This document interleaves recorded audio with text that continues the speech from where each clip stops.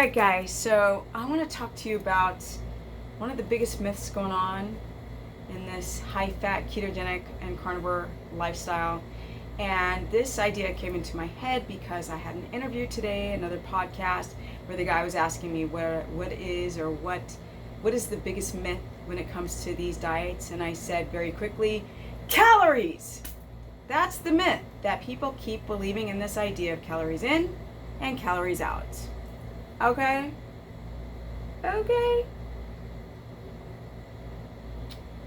People still have this idea that eat less, exercise more, and you'll lose weight.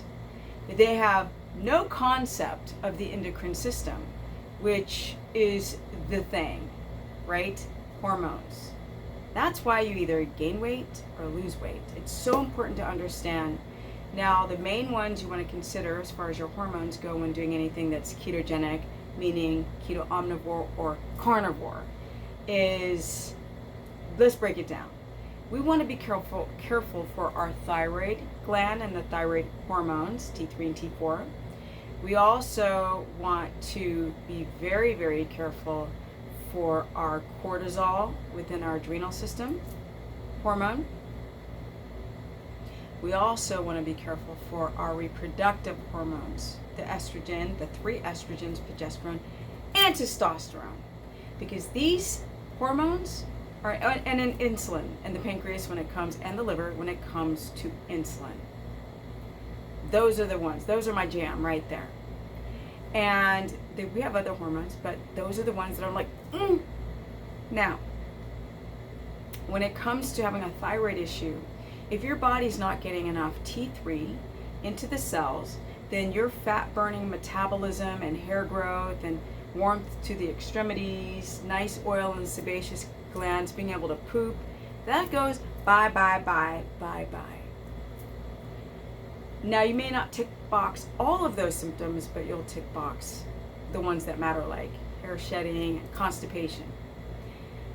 Now, when it comes to your reproductive hormonal system, if you don't eat enough fat and you're trying to do calories in, calories out, I have a lot of women, like today, who hasn't had a period. 2 years because of low calories, right? She weighs less, but she weighs so less at 5'8" that the menstrual cycle went bye-bye, progesterone hit the floor. And that's when you're entering premenopause at 36.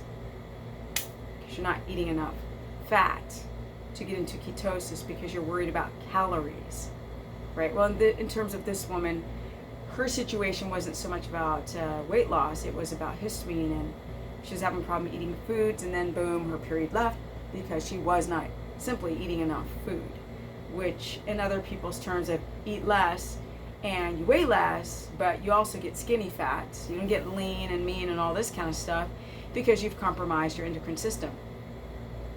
So a lot of people who are fasting to lose weight because they're thinking, well, I'm eating less calories and I'm eating twice a day within this window, that I'm going to be experiencing autophagy.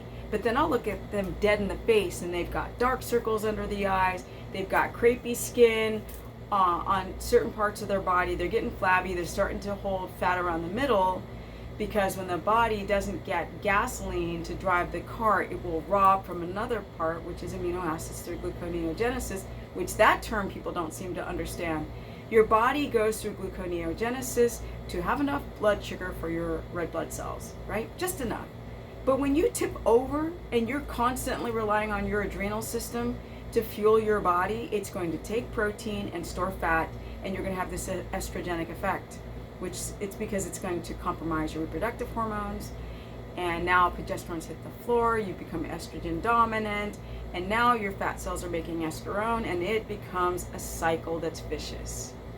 The biggest myth on doing these diets is calories. So people will do high protein on carnivore, high protein on keto. When it comes to keto, on what planet did ketones, which is units of fat, become low and protein become high? It's not ketogenic anymore. It's just a starvation diet. So words and terms get confused and mixed up and messed around, and people get it wrong. And so that's one of the things I want to talk about. You can take 500 calories from steak and 500 calories from cookies. They're both 500 calories, but one gonna make you fat, and that's going to be the cookies because of the insulin effect that spikes through the sugar. And insulin stores some fat. When you have too much blood sugar spikes too high. So calories is the biggest myth that I think, in my opinion, that exists with this diet. I mean, we can go on about, drinking like alcohol, which makes you hypoglycemic, like liquor. No, that's a no. Like loading and backloading and refeeding. No, that makes you binge and that destabilizes your blood sugar. Those are myths too. The fact that it's okay to drink coffee and cheese, those are all myths too. But the biggest one is the calorie one.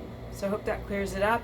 You want to drive ketogenesis, there's more calories and fat there than there is in protein or in carbohydrate. But fat, when you can digest it with the gallbladder and keep your stress down, is not going to have an insulinogenic effect, hence storing fat. It's not going to happen. That happens. You guys are gaining weight if you eat fat when your blood sugar's too high because you're stressing, going to bed late, drinking coffee, eating cheese, refeeding, all these things, eating foods that are inflammatory to your system that your body can't handle. Now I gotta go. To learn more, go to stephanieperson.com. I will have new dates tonight on my calendar. I also have a keto course, which is through stephanieperson.com. You can also catch me on Instagram, which is Stephanie Ketogenic. You can also catch me at Stephanie the Business Person on my Facebook fan page. I'm 53, guys, now, and I love it. Yes, I look better than I did in those early videos. I can't even look at them. But you know what? I got some energy at 53 because I stopped saying that, and people are like, we miss the old energy Stephanie days. So she's back, and I'm officially out. Peace. Thunder time, and I don't mean lightning.